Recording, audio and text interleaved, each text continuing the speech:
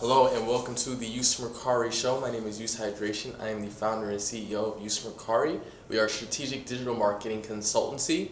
And what I'd like to discuss today are three things. One, the central site versus the hub and spoke microsite system for websites. And then also two, what I believe to be the podcasting silver era we are a part of and embarking on. And then three, the new social media algorithm changes in how organic posts are declining. Now, first, the central site versus the hub and spoke site system. Now, what does this mean? Now, a central site, there's two different ways of going about your web presence, right? And most people tend to opt in for the central site, essentially, which is, I'll write it on the board, having one website that contains all of your information, all of your offering, everything is piled into one website, and it's usually a .com. So most people have their son, a website presence, their single .com. Now that's one approach that, if done well, can be very successful. Amazon tends to have one site, so it's like, these major companies tend to, especially retail, have just one .com, and it can make it work. But for smaller businesses, smaller brands, sometimes to have greater leverage in being able to create a network of microsites instead of having one big site, having one maybe medium site, which is affiliated, connected to numerous small sites, which can provide not only promotional affirmation and support, but also even the diversification of information and services can be useful as well. So another approach is having the smaller site, which has the hub, which has the spokes to the microsites. So this could maybe be a .com as well, or maybe this is a .net for your podcast, maybe .tv for your video series, maybe .us for your info, .shop for your store, .biz, whatever you want it to be. This is another approach. Now, if you are looking at your online presence specifically monetarily, and let's say you're trying to create passive income sources through online websites, they say it's a lot more challenging to, throwing random numbers out there, to have one website that can generate, let's say, $500,000 a year versus having maybe 10 websites that can generate $50,000 a year, or 5 websites that can generate $100,000 a year. When you diversify your web presence, sometimes it can be a benefit in being able to support the hub, but then also to be able to still accomplish many objectives in these affiliated sites. So this is the central site versus the hub and spoke site system, and I tend to favor this hub and spoke, this microsite system, just because, for example, for let's say a professional, right? Let's say a lawyer wants to become a little bit more of a public figure, have more options. This just want to rely on, certain case, want to expand into other opportunities. So let's say here, yes, is the law firm. Here are the legal services, the .com.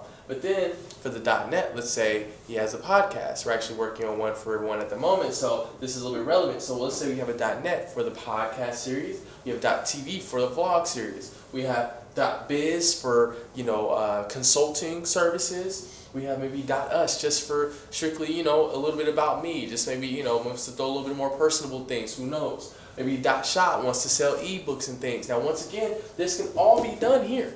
This can all be done here in the central site. This is how it's most often done. But if you have these different, microsites, and especially to say they're all managed by different people, it provides a little bit of opportunity to test and experiment what does and doesn't work. When you do Google ads for, say, PPC advertising, they give you an A/B testing option where you can run an ad that's written this way, and you can run another ad at the same time written this way, and you get to see which one performs better, and then you get to remove the one that's performing inferiorly, and you get to optimize based on what you see is working. So if you only have one site, it's challenging sometimes to be able to differentiate between what works and what's not. You just kind of have to go with your gut and say, oh, this seems like it's not working, so we're going to pull it out. But if you have these microsites, you can see, oh, this site is performing exceptionally well because of this. Oh, and this site is performing exceptionally poor because of this. You're able to really filter through and see, okay, where do I need to exist? What do I need to change? It's a different, it's a different online presence. And for small to medium-sized businesses, I think it's very beneficial. For large companies, I think it's a little bit more challenging, but to each his own. Next, we podcasting silver era. Now, what does that mean? Now, I would say the gold era, the gold rush, but we tend to view gold as more of a video analogy. So silver is kind of our audio analogy here at our agency, and so we believe that podcasting is an extremely powerful communicational tool, and here's the reason why. Most forms of content, they require so much of your attention to consume it that people would rather or become rather they're distracted. You know, if you have an option to watch a video that's an hour versus a podcast an hour, when you have to listen to the video, unless you're just ignoring the visual and just hearing the audio, you have to almost essentially stop what you're doing to watch this video if you want to really pay attention. But if you're listening to an audio form, now you can go about your day, you can clean the kitchen, you can do your papers, you can go on a walk, you can do whatever you got to do while you're listening to podcasts. And it's actually become a very embedded part of our culture. A lot of younger adults especially are listening to podcasts when they exercise, listen to podcasts while they drive, listen to podcasts while they do a lot of things. And this is one of the only forms of content where people will listen and tune into extended conversations, 30 minutes to an hour more sometimes, because of the way that the content is presented, which is through passive consumption. You can listen to audio while you do anything. So we think that podcasting is truly in a particular time where it's not too saturated yet, but it's very close to becoming the new how to explain it's podcasting. And you can see I'm excited. I'm just describing it. Podcasting is sometimes underestimated and I think that just like YouTube maybe 5, 6, 7 years ago, if you want to start a channel and put up video content, you were going to receive engagement, and you probably would have developed the following a lot faster than you would if you tried to start a YouTube channel today. We believe the same thing will also occur with podcasting. If you start a podcast in 5 years, we think it's going to be a much more saturated market, just like anything else, but particularly this is going to be extremely saturated.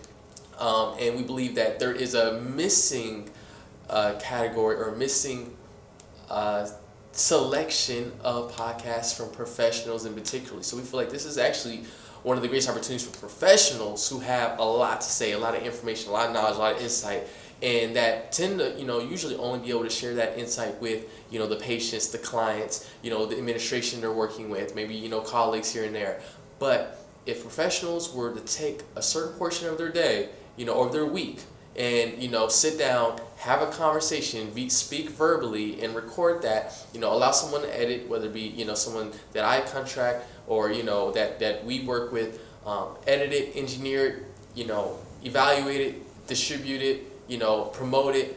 That I think is going to be one of the most powerful passive tools, passive income, passive opportunity tools for professionals, because they have an incredible ability to leverage their knowledge like anyone else. Like, who's gone to school longer than doctors and lawyers? Like, who? Somebody please tell me. Architect. Like, who's gone to school longer than these guys? These guys have learned and educated themselves to the highest degree, yet there's so few podcasts that are hosted by these individuals. Most time, often because they're very busy, but a lot of times because the infrastructure is not set. So that's why my consultancy designs the system, designs the plans, and creates the programs for them to be able to adjust into their working schedule to where they can create podcast series and have it distributed and have these passive engines producing and creating new opportunities for them to either explore at the time in which they like, or maybe later down the line where they wish to retire and just resort to the more passive online income that they've built. So, that's why podcasting, this is going to give your listeners the greatest way to connect with you, because essentially communication is the ultimate tool of trust. Like, communication actions obviously too, but our ability to be able to really, exchange with one another our ideas, our thoughts, our perspectives, gives us an understanding of each other and gives us, it makes us decide whether or not we wish to work and continue to, connect with that party in the future. So it's like, if you are someone who has good intentions, who has good information to share, and if you do utilize the power of podcasting, I feel like there's going to be a lot of lucrative benefits socially and financially that come from such. Not to mention, does it grow your audience and grow your following, which obviously leads to opportunities, but it also gives you opportunity once you have a certain audience to monetize it directly through advertising, which can look some different ways, influencer, commercial, whatever it may be. So that's that.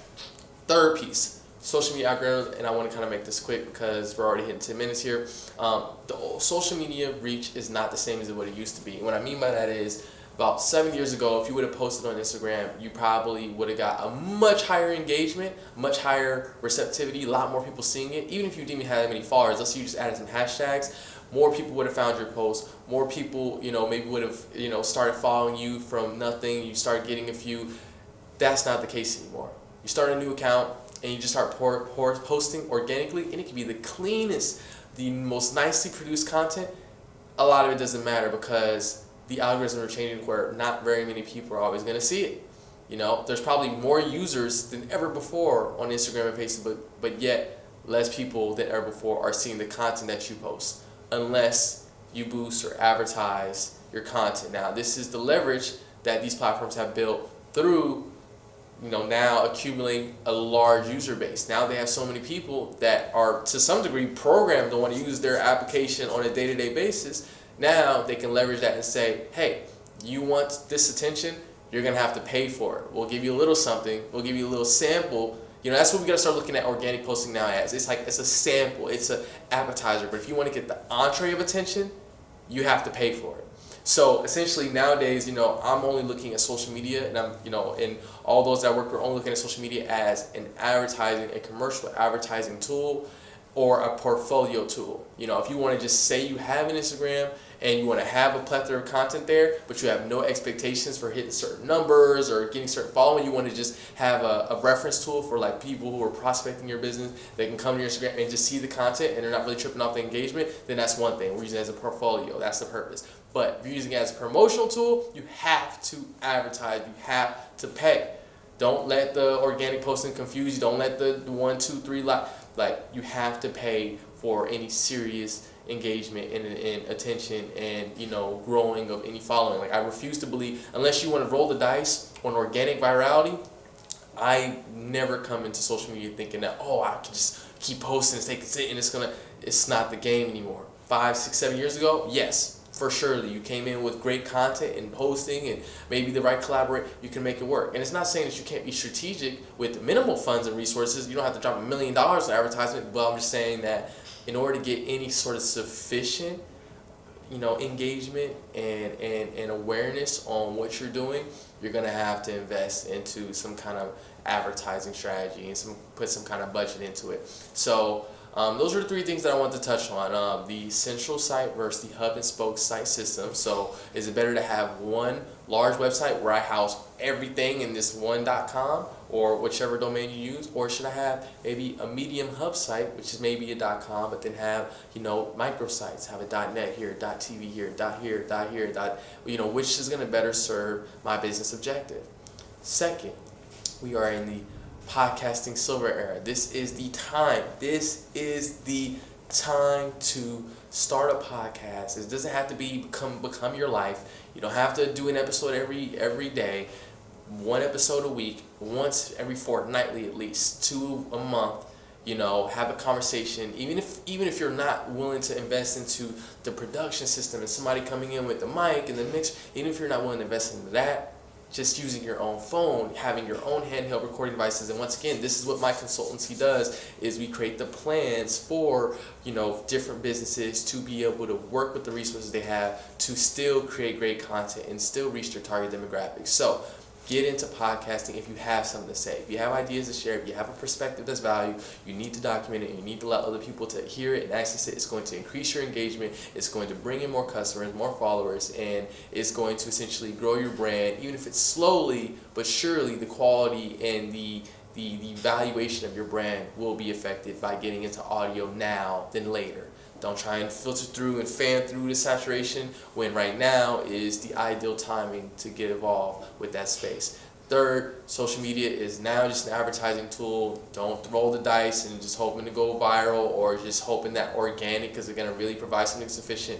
Got to put some money into it. Got to be willing to invest. The algorithm is changing. This is what happens. There are other social media devices, so consider your options. It's not just Facebook and Instagram. You do have LinkedIn. You do have Reddit. You do have Spotify. These certain things aren't typical social media, but like still anything where people are engaging with and you can advertise and get it to consider all your options. And once again, My name is Yuse Hydration. I'm the founder and CEO of Yuse Mercari. We originally were a professional digital marketing agency. We still serve professionals and we enjoy that niche, but we have found through our recent experiences that we are shifting more into a consultancy that does contracting. So we like to have the conversations with business executives and business professionals to understand what their objectives are and to really outline it, to create plans and systems for them to achieve these objectives, and then also to contract those web developers, app developers, designers, you name it, specialists who are going to be able to also complete further projects that are going to achieve the objectives of which we outlined. So we've been growing, been evolving as a company, been learning a lot, fortunate to have another day here on Earth, hoping that everyone who's viewing this, everyone who's on Earth today is experiencing pleasant and a swell season. Hope that you learned something interesting today, and please tune in, wish you all the best with your marketing successes. Peace.